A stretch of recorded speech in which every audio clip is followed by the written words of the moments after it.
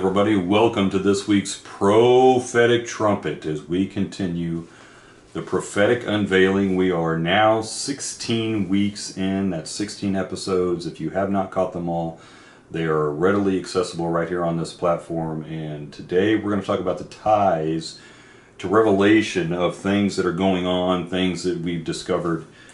Some of this may not be new news to some of you, but I'm willing to bet that for the vast majority of you, it will be. Now, this is going to seem like a shift this week. In this week's mini message, like I said to you many times before, for those that are joining us on a regular basis, we try to keep these within 15 minutes, and most of the time we're about that. So we just want to take up a little bit of your time and give you an idea as to why things are the way they are. Now, let's discuss a global think tank, because these things do exist, and it's comprised of intellectuals, business leaders, and diplomats from around the world. And this is an instance that, or an organization that was created in 1968, if I remember correctly. Yes, founded in 1968. And it's called the Club of Rome. Not too many people have heard of this. They came together with global issue concerns. They're not the only organization like this. Many others have sprouted up since then. Now, there's 100 members to the Club of Rome, from politics to diplomats to scientists, like I said. And the first issue, the first report that is, came available in 1972. It was called Limits to Growth, which seemed like a very strange title. Really, let's be honest, the earth is so corporate-minded about making money and controlling and that kind of aspect. But this is called Limits to Growth, and this meeting ironically concerned itself with the same matters of today, here 50 years later. And the growth of the population was the number one topic. Technology acceleration, resources availability like water and oil, as well as the cares of pollution and clean water, and the cares of the earth. You know, how do we go about this? How do we address this kind of stuff? This report is really, that came out in 1972, is the best-selling environmental book in the history of the world.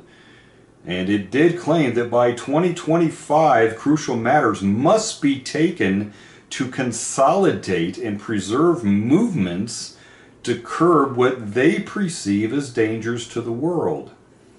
Now, shortly before the 50th anniversary, and it was actually the 50th anniversary of the Club of Rome in 2018, this report was updated to move to a new target. And that new target was this mindset and political approach called capitalism.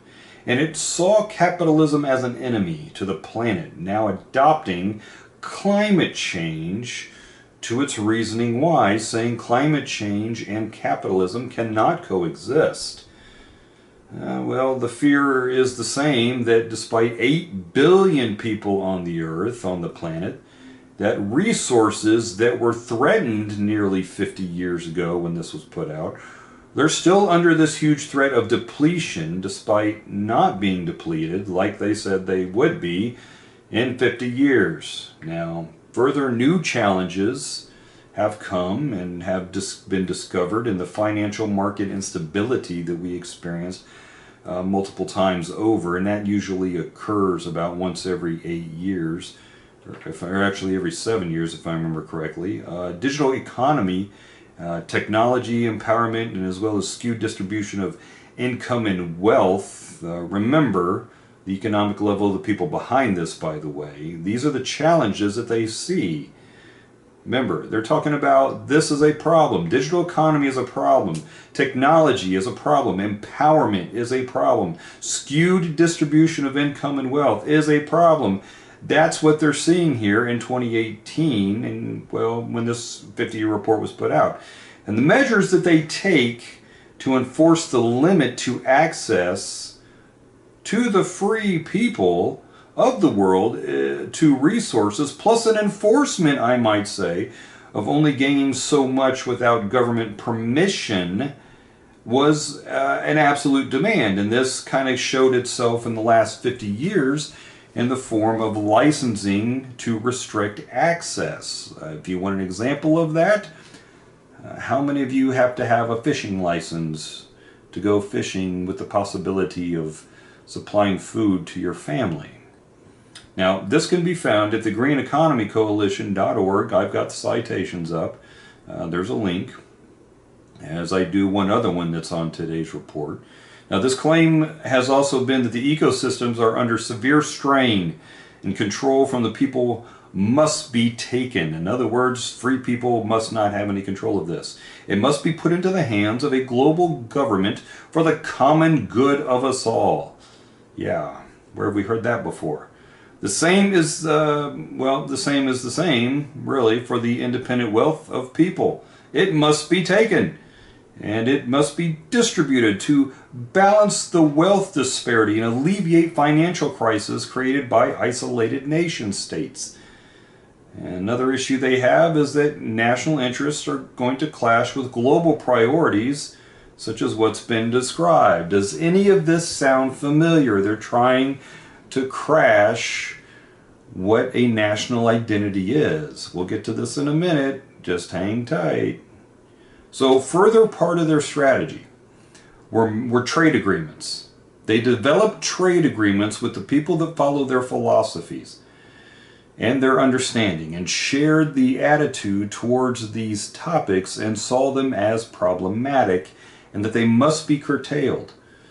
So this is where production of goods was brought into focus, distribution and of really all consumable goods and all goods that we deal with, everything from pens and pencils to automobiles, in order to spread the wealth around the world. And that's why trade agreements such as NAFTA came into being.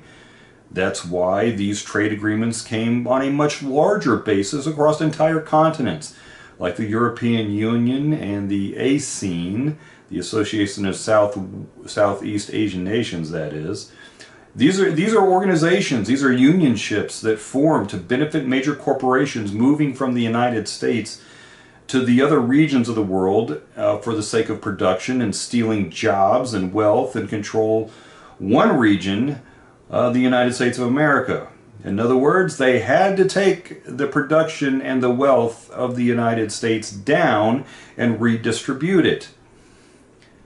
Central currency has been created, has been in existence for quite some time, and it's meant to be monitored and not given just for the exchange of service to a respective trade, but devotion to global goals. The euro and the Chinese yuan are examples of this, and if you go back about 25 years roughly, there was a form of currency that was developed called the Amero that was created but never implemented to be the form of North American currency. You can find that at Forbes.com. Again, I've got the link for you if you don't believe what I have to say. Now, as we wrap this up this week, as we're kind of setting the foundation for where we're going in the next couple of weeks, this move has led to the creation of the World Trade Organization, the WTO as it is respectively known, and the International Monetary Fund, the IMF. And these organizations have grown with power, with global crises happening and claiming power out of those crises, or accidental incidents, and I mean accidental incidents, including but not limited to the 2020 medical emergency that forced mandates and all that other junk that we've all found out was entirely fictitious, leading to shutdowns and control of governments, control of supply chains, control of industries, control of resources, controlling, including who has health care and who can access it. Now, even way back in 1972, they knew control was tough. But through this, the Club of Rome created measures for global regional control. And that's where we get back to the point that we just emphasized about destroying national identity. What does that mean, you may ask? Well, I tell you what, we're going to get into that next week, because this is going to blow the lid off of a lot of people's understandings as to why things are happening the way they are, and why strange, well, notions have come from administrations, perhaps. Join us here in the next couple weeks. We're going to cover this, and we're going to blow the lid off of this, and it all goes back to the Club of Rome 50 years ago. Please like and share the message. Get the truth of God out there. We want to thank you for joining us here for this week's Prophetic Trumpet. Take care.